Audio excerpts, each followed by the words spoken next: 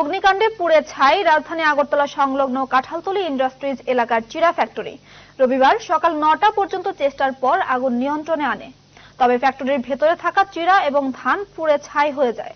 ঘটনার খবর পেয়ে শনিবার রাতেই ঘটনাস্থলে ছুটে যায় আমতলী থানার পুলিশ। প্রাথমিকভাবে ধারণা করা হয় ক্ষয়ক্ষতির পরিমাণ ৮০ লক্ষ টাকা।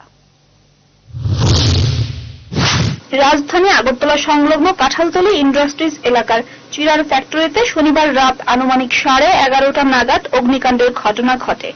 ঘটনার সঙ্গে সঙ্গেই ফ্যাক্টরির মালিক চিৎকার শুরু করলে আশেপাশের ফ্যাক্টরির লোকজন ছুটে এসে খবর দেয় অগ্নি নির্বাপক দপ্তরের কর্মীদের। খবর পেয়ে বাধারঘাট, আগরতলা, আনন্দনগর, মহারাজগঞ্জ বাজার সহ বিভিন্ন জায়গা থেকে দমকলের ইঞ্জিন ঘটনাস্থলে দ্রুত এসে আগুন নিয়ন্ত্রণের কাজে হাত লাগায়।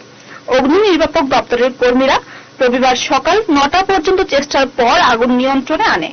তবে ফ্যাক্টরির ভেতরে থাকা চিরা এবং ধান পুড়ে ছাই হয়ে যায়। ঘটনার খবর পেয়ে শনিবার রাতেই ঘটনাস্থলে ছুটে আসে আমতলী থানার পুলিশ।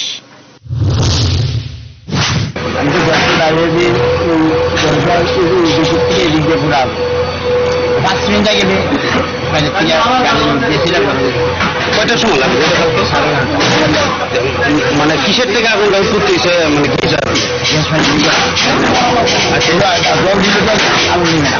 আচ্ছা, আপনি এটা মানে কি ফ্যাক্টরি? এটা কোন জায়গায়? জায়গাটার নাম ক্ষয়ক্ষতির পরিমাণ কি এরকম হতে পারে?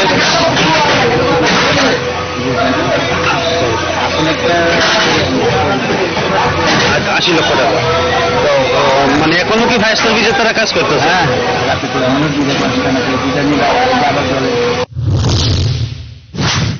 রবিবার সকাল থেকেই এই অগ্নিকাণ্ডের ঘটনা নিয়ে প্রশাসনিক আধিকারিকদের দৌড়ঝাঁপ লক্ষ্য করা গেছে।